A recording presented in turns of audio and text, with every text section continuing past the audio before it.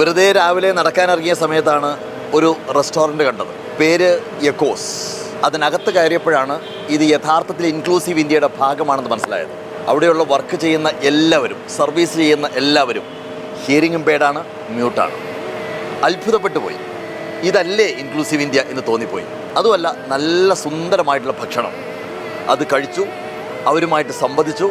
അവിടെ ഈ ആംഗ്യഭാഷ സംസാരിക്കാൻ ഉപയോഗിക്കുന്ന ലിപികൾ എഴുതി വച്ചിട്ടുണ്ട്. വളരെ സ്നേഹത്തോടു കൂടിയാണ് അവർ പെരുമാറുന്നത്. നല്ല സർവീസാണ്. ഞാൻ പറയുന്നത്, ഈ പറയുന്ന കാര്യം ഒരു എക്കോ ആയിട്ട് കാതുകളിൽ നിന്ന് കാതുകളിലേക്ക് പടരണം. നമ്മുടെ കേരളത്തിലും ഇല്ലേ എത്രയോ ആളുകൾ ഹിയറിംഗ് ഇംപെയർഡ് ആയിട്ടുള്ള, മ്യൂട്ടായിട്ടുള്ള ആളുകളില്ലേ.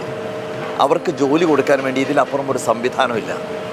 നമ്മൾ ഇത്തരം ആളുകൾ വിലയിരുത്തുന്നൊരു കാര്യമുണ്ട്, ഇവർക്കൊന്നും സാധിക്കില്ല എന്നുള്ളത്.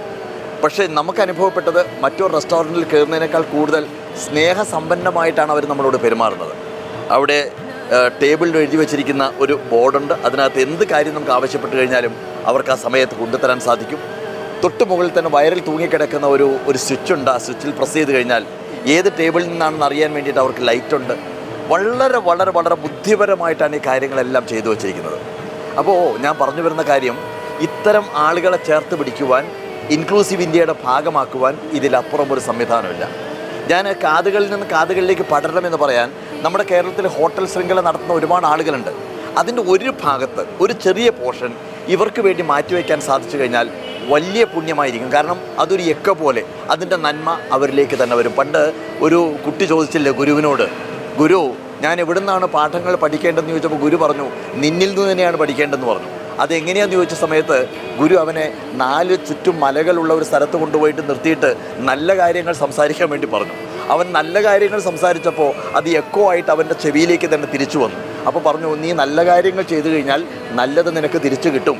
പൂക്കൾ മേലോട്ടെറിഞ്ഞാൽ പൂക്കൾ താഴേക്ക് വീഴും, കല്ലുകൾ മേലോട്ടെറിഞ്ഞാൽ കല്ലുകൾ താഴേക്ക് വീഴും. അത് പാഠം പഠിക്കുവാനുള്ള ഏറ്റവും വലിയ കാര്യമാണെന്നുള്ളത്. അതുകൊണ്ട് ഇത്തരത്തിലുള്ള ആളുകളെ, അതായത് ഹിയറിംഗ് ഇംപെയർഡ് ആയിട്ടുള്ള ആളുകൾ, മ്യൂട്ടായിട്ടുള്ള ആളുകൾ നമ്മൾ അണ്ടർ എസ്റ്റിമേറ്റ് ചെയ്യരുത്. കാരണം അവർക്ക് അവരുടേതായിട്ടുള്ള മികവുകളുണ്ട്, കഴിവുകളുണ്ട്. പണ്ട് ഞാനൊരു കഥ വായിച്ചിട്ടുണ്ട്, ഈ വേദത്തിലുള്ളതാണ്, അഷ്ടാവക്ര ഗീതയുടെ ഭാഗമായിട്ടാണ് പറയുന്നത്. സുജാതയുടെ ഗർഭപാത്രത്തിൽ അഷ്ടാവക്രം കിടക്കുന്ന സമയത്ത് എപ്പോഴും ഒരു ഞെട്ടലുണ്ടായപ്പോഴാണ് 8 വളവുകളുള്ള കുട്ടി ജനിച്ചത്. ആ കുട്ടി വലുതായി ഒരു രാജാവിൻ്റെ പണ്ഡിത സദസ്സിലേക്ക് കടന്നു വരുന്ന സമയത്ത് ആ പണ്ഡിതരെല്ലാം കൂടി ആർത്ത് ചിരിച്ചു ഇവൻ്റെ ഷേപ്പ് കണ്ട സമയത്ത്. അപ്പോൾ അഷ്ടാവക്രം പറഞ്ഞു, ഞാൻ വിചാരിച്ചത് ഇവിടെയെല്ലാം പണ്ഡിതരാണെന്നുള്ളതാണ്. ഇവിടെ വന്നപ്പോഴാണ് എനിക്ക് മനസ്സിലാക്കിയത് ഇവിടെ വെറും ചമറുകൾ മാത്രമാണ് ഉള്ളത് എന്ന് മനസ്സിലാക്കാൻ സാധിച്ചത് അപ്പോഴാണെന്ന് അഷ്ടാവക്രൻ പറയുന്നുണ്ട്.